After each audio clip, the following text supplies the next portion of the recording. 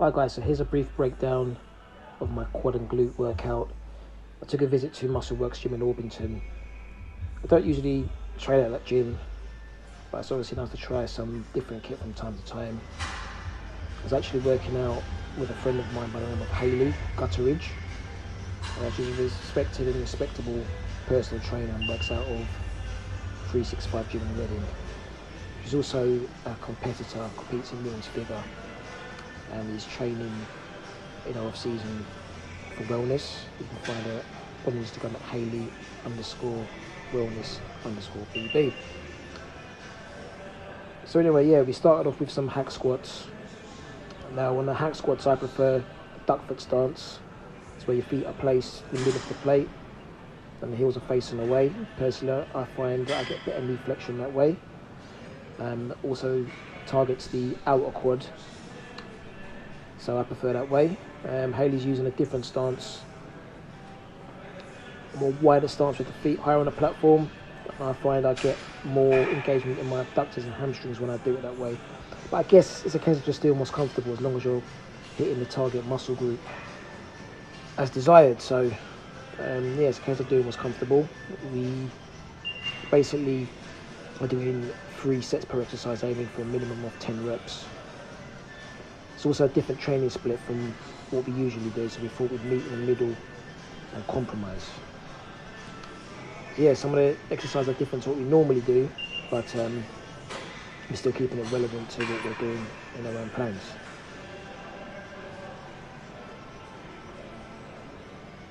The second exercise is the vertical leg press.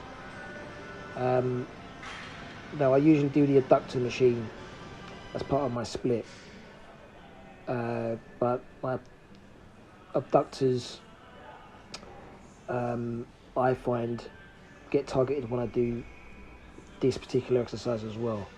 It's a very, very wide stance to target my hamstrings and glutes as well, so it's a nice compromise. So yeah, the vertical leg press is a good exercise, one I might implement in the future. When I've done this before, it's usually on the Smith machine because you can mimic the same exercise or movement by lying on your back on the Smith machine. So I don't use this machine that often itself, but yeah, it's definitely a good one for the abductors and hamstrings. Gets it nicely.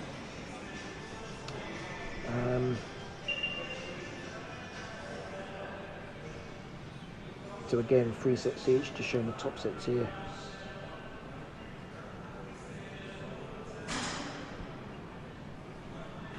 This was Hayley's suggestion, by the way.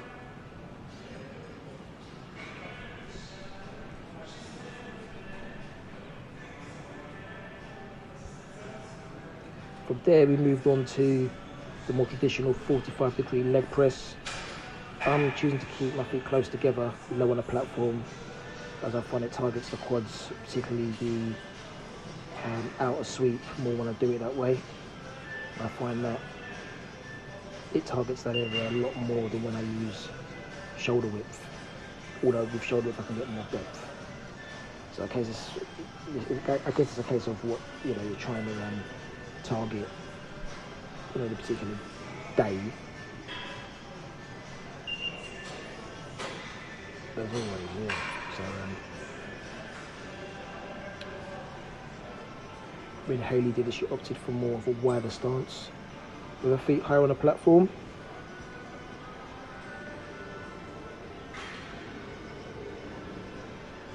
As you can see, she's really going for it on her set.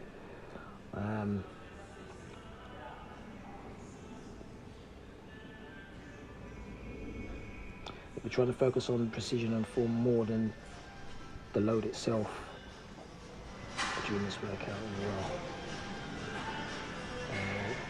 And then the third exercise we did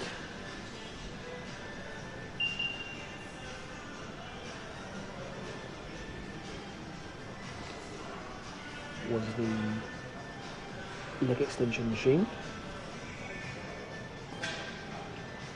I opted for single leg, unilateral. I really get good engagement in my upper quad when I sit further back as well, in the rectus femoris. So when I lean back also. just an isolated area that I'm trying to develop. You know, we've all got imbalances, and I find that my left leg slightly weakened smaller than the right at the moment. But this is where the good unilateral exercises come in.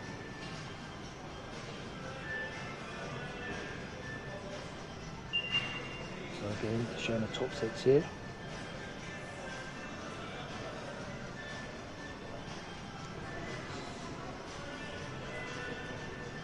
And I find that when I match because I start with the weaker side and then I match the reps and the precision as best I can on the right hand side as well.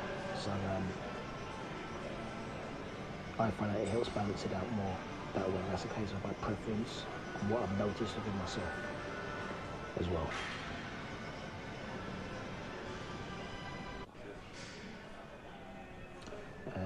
Hayley opted to use both legs bilaterally. As you can see, when it comes to her set, she's opted to turn her toes inwards. That targets the quad sweep. I mean, with me personally, as long as I'm working the whole quad in a given workout and getting good engagement, I don't really mind what the foot placement is, to be honest with you. The top sets we did here were in fact a failure. And as you can see, she's got a good quad sweep anyway. So, as you opted for toes up, feet close together.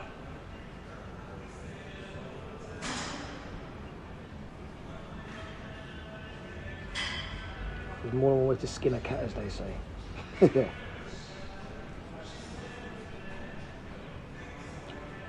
And then from here, we moved on to some standing hamstring curls.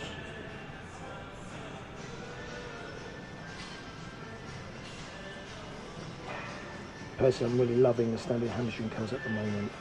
We're getting really good engagement in the ham and glute tie-in.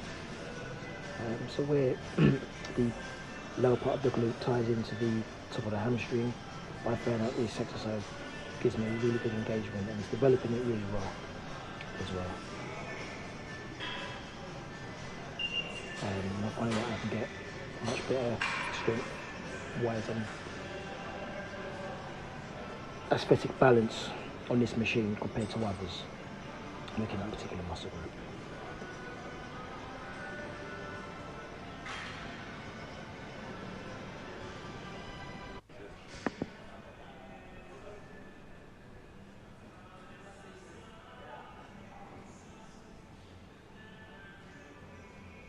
Normally add these in with seated leg curls and Bulgarian split squats usually, but again we're changing our routine slightly without trying to deviate from our own plans, so keeping it relevant as well. So a good compromise comes in when you're training with someone and you have a goal or a purpose in mind.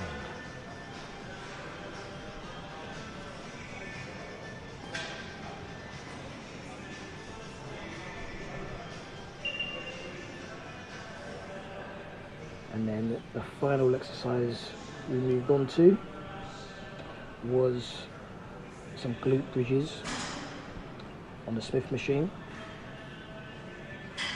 I'm really enjoying these as well, actually. I prefer to do them on the machine itself, and secondary to that is the Smith machine as well.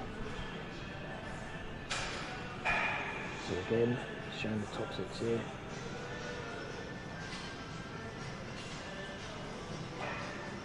Both very fatigued at this point.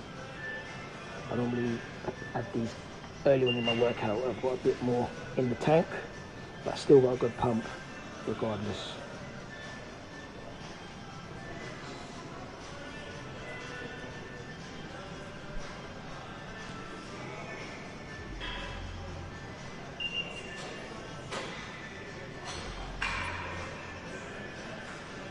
In fact, this was the third set We aim to get 10 reps overhead as well.